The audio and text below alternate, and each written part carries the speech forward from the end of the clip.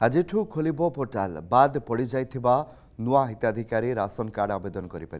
एपर्यंत 4 लाख मृत व्यक्ति नाँ राशन कार्ड कटि सारे आगक सर्भे हेबा सहित समस्त अयोग्य हिताधिकारी राशन कार्ड कटिबो। यह सहित शून्य आयकर देउथुवा व्यक्ति राशन कार्ड सर्भे हेबो बोली सूचना देइछंती खाद्य जोगाण मंत्री। यह सहित पूर्व बीजेडी सरकार समय अधिकांश भूत राशन कार्डधारी थिले बोली खाद्य जोगाण मंत्री कृष्ण चंद्र पात्र कहते।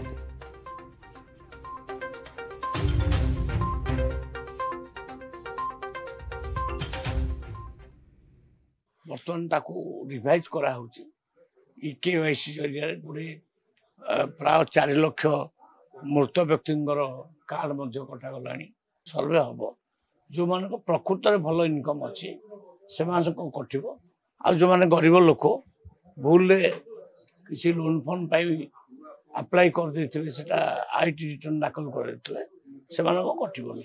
पूर्व सरकार अमलर यू भूत कार्ड सब थिला ताकू बर्तमान छानी दिगला एकदम माने प्रकृत योग्य हिताधिकारी को दिज्व अयोग्य हिताधिकारी को कटा।